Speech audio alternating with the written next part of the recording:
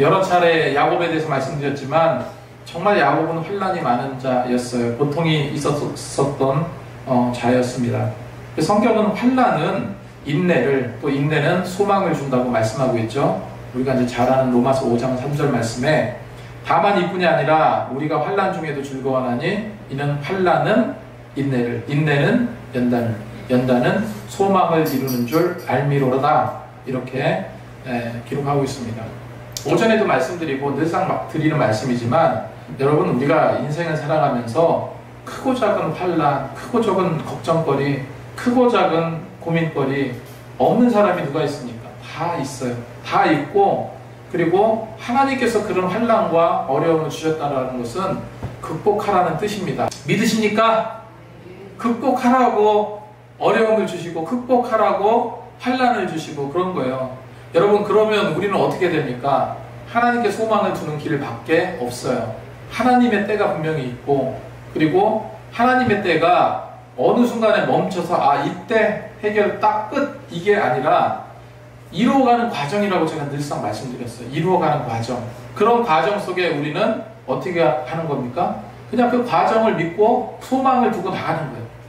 그 나가다 보면 내가 제대로 해야 될 일을 제대로 못하고 넘어가는, 오전에 말씀드렸듯이 내 인생의 그릇들이 쫙 있는데 어떤 그릇은 채워지지도 않고, 어떤 그릇은 반쯤 채워지고, 어떤 그릇은 채워지다가 말고, 주님께서 그것을 메꿔주시고 주님께서 해결해 주시고, 우리는 그런 주님을 믿고 우리는 그냥 무대뽀로 나가지는 않지만 그 소망을 두고 우리는 나가는 겁니다.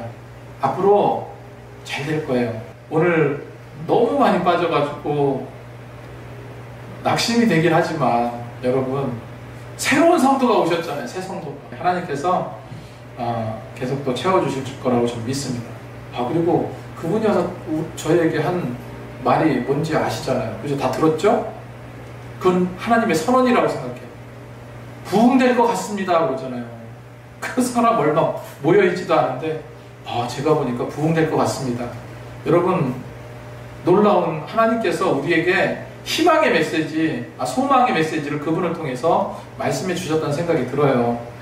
자, 그래서 형제들이 애굽에서 돌아온 지 한참 시간이 흘렀어요. 근데 그 땅에 점점 먹을 것이 없어지고 기근이 점점 더 심해졌다라고 성경은 말하고 있죠. 그래서 야곱은 아들들에게 이제 사갖고 온 양식이 다 떨어지고 너네들 가서 조금 더 사와라. 애굽 가서 양식을 좀 더 사오라 말합니다. 그런데 형들은 자루 속에 고스란히 들어있는 돈을 보고 두려워했죠. 두려워했지만 형들은 애굽으로 갈 수밖에 없는 상황이에요. 왜? 당장 먹고 살아야 되잖아요.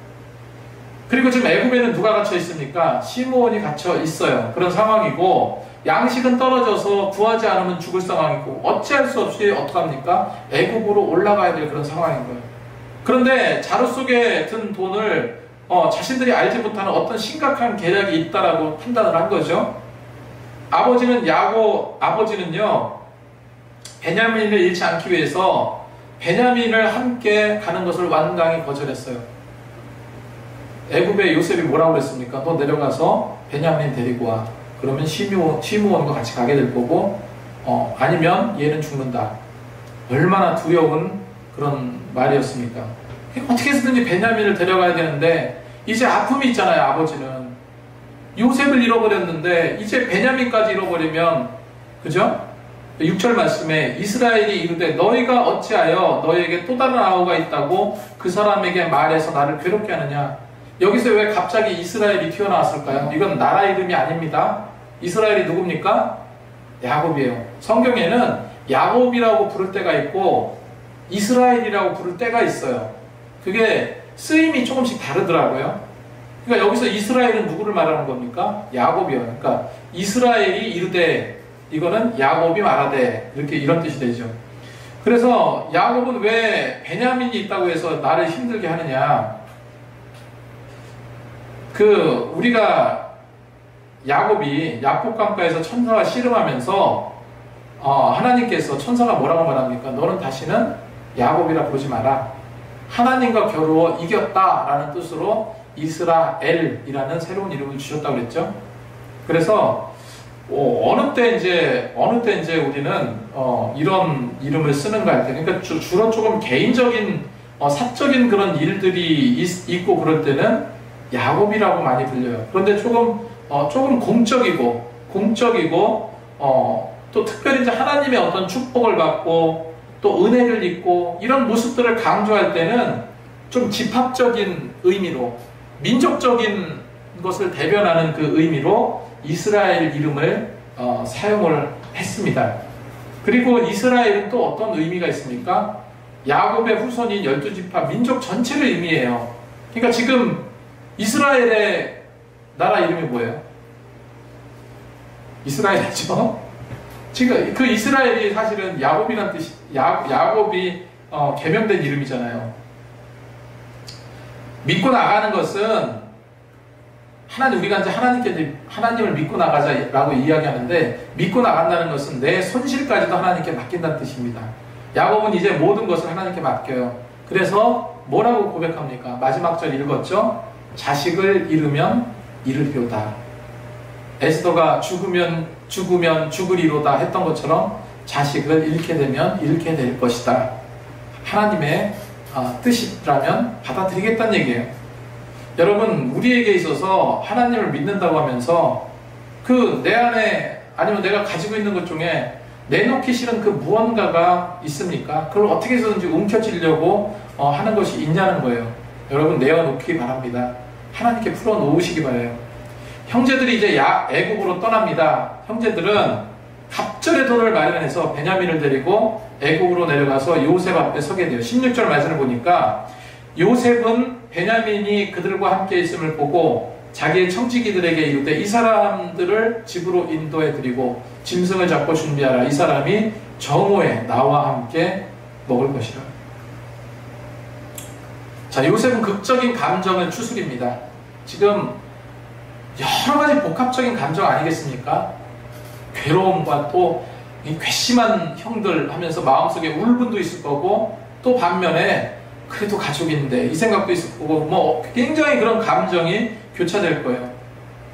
그런데 이제 형들은 요셉의 그 청지기들에게 자루 속에 돈이 들어있던 부분에 대해서 상세히 이야기를 하면서 해명을 하려고 안간힘을 써요. 우리가 훔치지 않았다. 21절 22절 말씀에 이르되 내 주여 우리가 전본에 내려와서 양식을 사가지고 여관에 이르러 자루를 풀어본즉 각 사람의 돈이 전액 그대로 자루 아기까지 있기로 우리가 도로 가져왔고 양식 살 다른 돈도 우리가 가지고 내려왔나이다. 우리 돈을 우리 자루에 넣은 자는 누구인지 우리가 알지 못하나이다. 이렇게 이야기를 합니다. 아주 솔직하게 이야기를 하고 자기는 도둑이 아니다 하면서 돈을 가지고 오고 또 양식 살 돈도 가지고 왔다. 지난번 양식값은 집을 받았고 그 자루 속에 들어있는 돈은 아마도 요셉이 그렇게 이야기하는 거죠. 그건 아마도 너희 하나님께서 너희에게 그냥 주신 것 같다. 가져라. 너희가 가져라. 이렇게 이야기하잖아요. 23절 말씀에 안심하라. 두려워하지 말라. 너희 하나님, 너희 아버지 하나님이 재물을 너희 자루 속에 넣어 너희에게 주신 것이라. 너희 돈을 내가 이미 받았느니라. 이렇게 이야기를 합니다. 그러면서 요셉은요, 자기가 이제 거처하는 곳으로 안내하고 이 물을 좀 내어줘서 다리를 씻게 하고 나귀에게도 먹이를 주었다라고 성경은 말하고 있죠. 그리고 형들이 요셉의 집에 들어오게 됩니다. 요셉의 집으로 들어오자마자 형들은요, 예물을 요셉에게 드리고 땅에 엎드려 절을 해요. 처음에 양식을 구하러 왔을 때도 절을 했고 지금 또 절을 합니다. 해와 달과 11별이 내게 절을 했다 하는 요셉의 꿈이, 비전이 이루어진 거죠. 여러분, 하나님의 비전은요, 하나님의 꿈은요, 반드시 성취되고 이루어질 줄로 믿습니다. 근데 요셉이 궁금한 게 뭐겠습니까?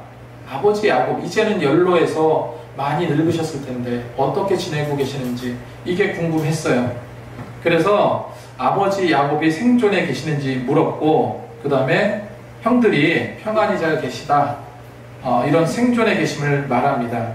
그리고 베냐민을 드디어 보게 돼요. 여러 배다른 자식이지만 한 배에서 나온 자기 핏줄이잖아요. 그러니까 그 동생을 보니까 굉장히 어떤 연민 같은 거, 이 형제 같은 게 이렇게 끌어오르지 않았겠습니까?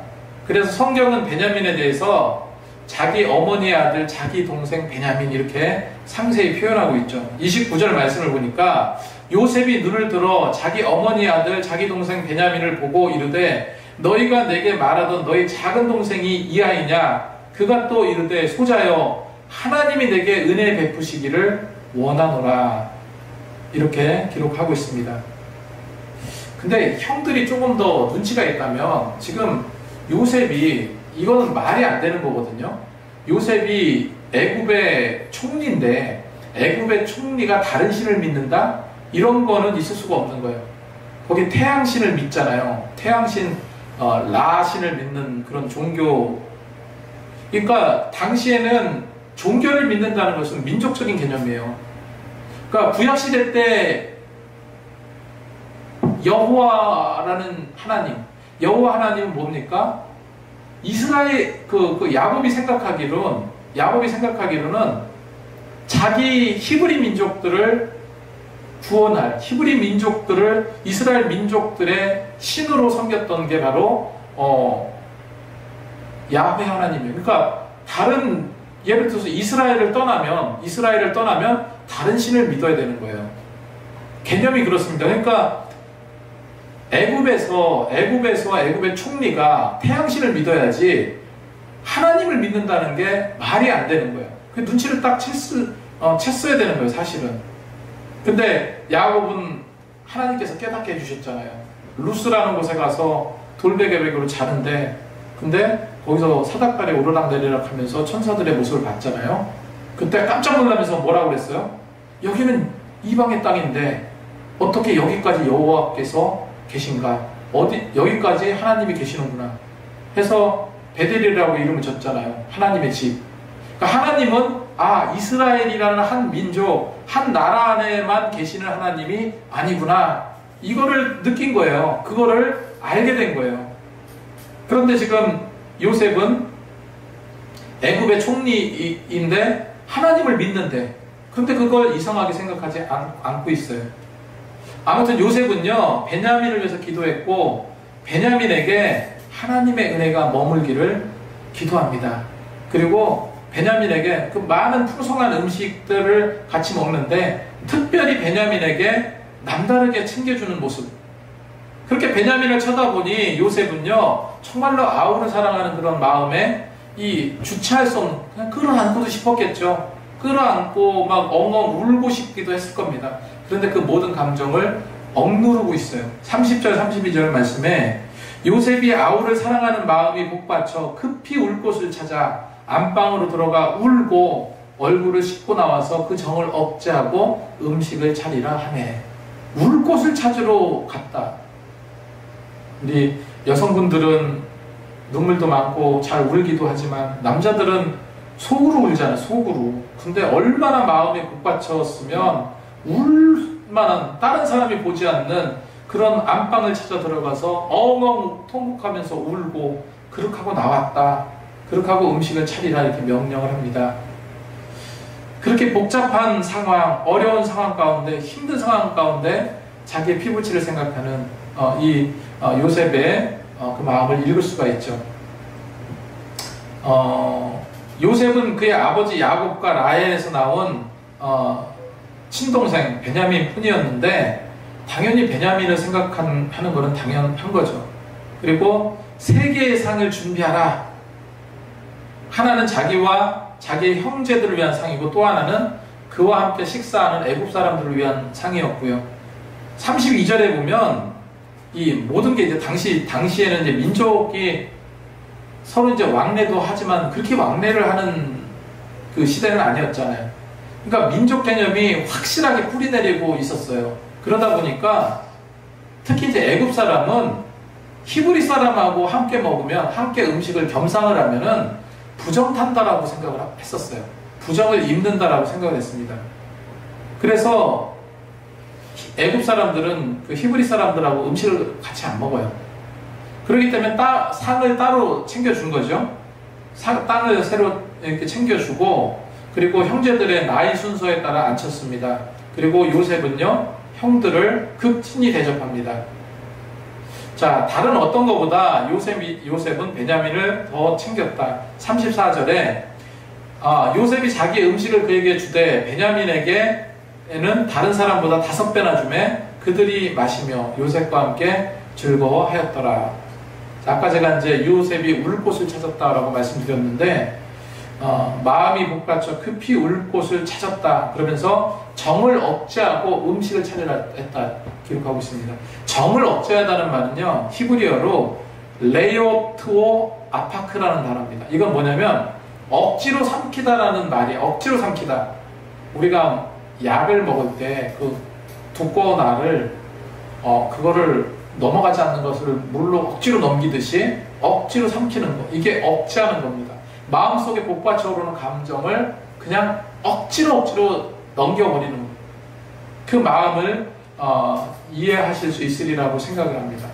44절 말씀에 형제들이 떠날 때 요셉은 그 집의 청지기들에게 양식을 각자 자루에 운반할 수 없을 만큼 든든히 채워주라고 명령합니다.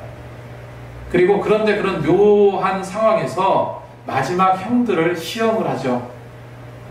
그래서 종들을 시켜가지고 그 각자 자루에 돈을 넣게 하고 특별히 은으로 만든 잔은 베냐민의 자루 속에 넣어라. 양식과 돈도 함께 넣었습니다.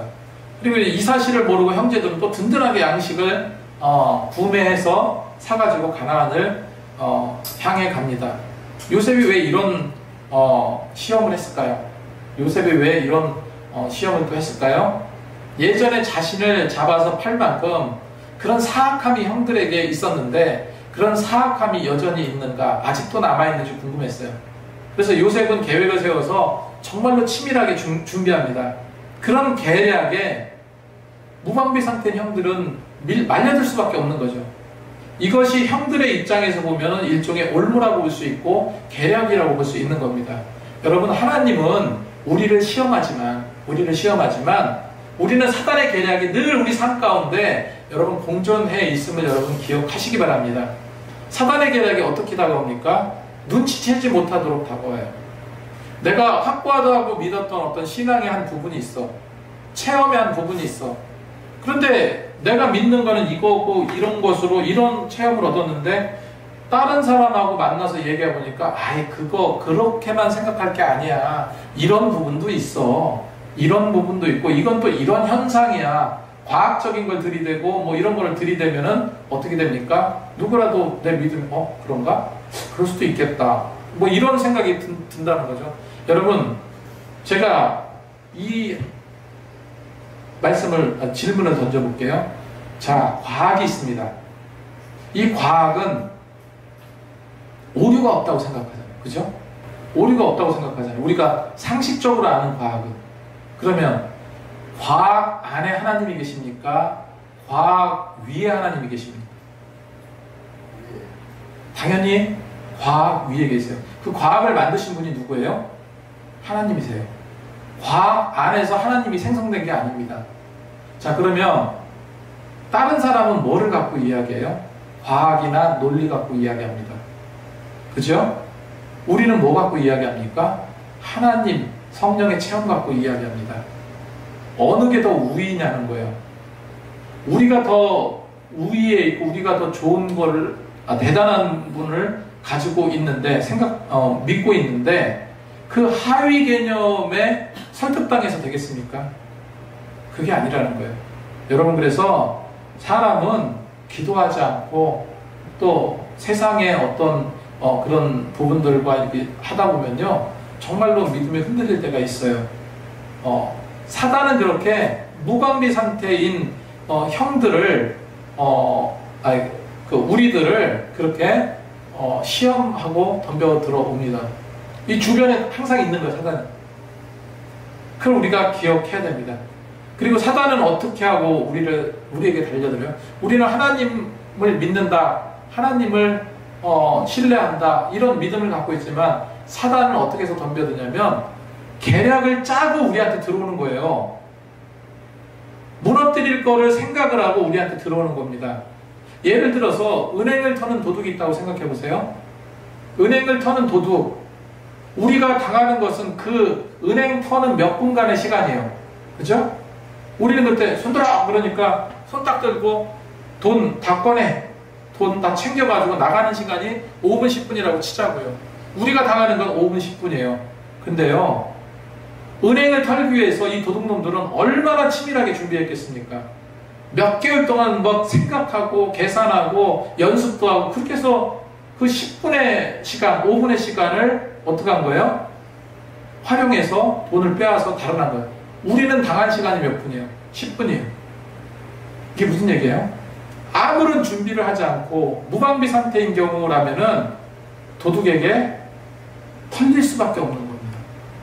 만약에 우리가 신앙생활 한다고 하면서 하나님 뜻대로 살지 않고 내 멋대로, 내 어떤 주관대로 그렇게 살아간다는 것 자체는 무방비 상태예요.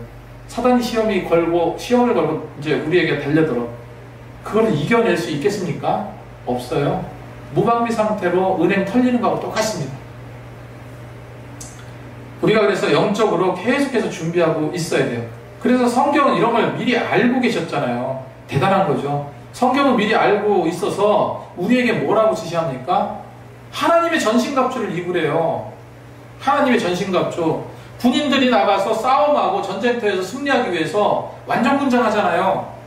그 완전군장이 뭐예요? 전신갑주입니다. 하나님의 전신갑주예요. 그 전신갑주를 입으라고 말하고 있어요. 굳이 그냥 무방비 상태로 그냥 당하려면 당해라 그러면 하나님께서 영적인 어떤 전신갑주 입으라고 그걸 세세하게 썼겠습니까? 구원의 투구를 쓰고 뭐 말씀, 그 성령의 말씀의 검을 가지고 뭐 의의 호신경을 하고 복음에 예비한 신을 신고 이런 세세하게 한 그런 게 뭐예요? 준비하라는 거예요. 준비하라는 거예요. 약한 곳을 막기 위해서 총으로 쏘든 활로 쏘든 뚫고 나가지 않게 하기 위해서 그런 거 챙기라는 거예요. 자, 요셉은 청지기 자신의 종들에게 성읍에서 나가서 멀리 가기 전에 그 사람을 뒤쫓으라고 이야기합니다. 창세기 44장 4절 5절 말씀에 그들이 성읍에서 나가 멀리 가기 전에 요셉이 청지기에게 이르되 일어나 그 사람들의 뒤를 따라가서 그들에게 이르기를 너희가 어찌하여 선을 악으로 갚느냐 이것이 내 주인이 가지고 마시며 늘 점치는 데 쓰는 것 아니냐 너희가 이같이 악하니 악하도다 하라. 그래 쫓아가서 도둑놈 취급을 하라는 거예요. 형들은 억울해하였습니다. 당연히 억울할 수밖에 없죠. 그래서 7절 9절 말씀에 내 주여 어찌 이렇게 말씀하시나이까 당신의 종들이 이런 일은 결단코 아니나이다. 우리 자루에 있던 돈도 우리가 가나안 땅에서부터 당신에게로 가져왔거늘 우리가 어찌 당신의 주인의 집에서 은금을 도둑질하리이까. 당신의 종들 중 누구에게서든 발견되든지 그는 죽을 것이요 우리는 내 주의 종이 되리이다 말씀하고 있습니다. 그러니까 몰래 이제 이런 어떤 올무에 빠지게 만들었다는 거예요. 자, 그래서 자루를 풀어 헤치고 이것저것 살펴보니까 결정적으로 어떤 일이 일어났습니까? 베냐민의 자루에서 뭐가 나왔어요? 점을 친다던, 그것도 이상하잖아요. 어떻게 여호와 하나님을 믿는 사람이 은잔을 가지고 점을 쳐요? 그것도 말이 안 되는 건데 어쨌건 가장 소중하게 여겼던 그러한 은잔이 어디서 나옵니까? 베냐민의 자루에서 나왔다. 12절 13절에 그가 나이 많은 자에게서부터 시작하여 나이 적은 자에게까지 조사함에 그 잔이 베냐민의 자루 속에서 발견된지라. 그들이 옷을 찢고 각 짐을 나귀에 싣고 성으로 돌아가니라. 형들이 자신의 옷을 찢고 다시금 끌려갔다 하는 겁니다. 오늘은 말씀을 여기까지 보겠습니다. 여기까지 보고 이 말씀을 통해서 지금 요셉이 이런 어떤 형들을 시험하고 연단하는 그런 과정이 완벽한 예전에 있었던 그런 잘못 이런 것들 그 모든 것을 주님의 사랑으로 덮어버리고 끌어안으려는 하나의 과정이라는 것을 우리가 이해해야 될 줄로 믿습니다. 그래서 이런 형들과의 이런 부분들 이런 가운데에서 진정한 화해와 용서의 내용들이 그 다음에 이어져 나갑니다. 아무튼 이런 사실을 우리가 기억하면서 우리가 더욱더 하나님을 의지하고 영적인 그런 전신갑주를 입고 늘 믿음으로 승리할 수 있는 저와 여러분이 되시기 바랍니다.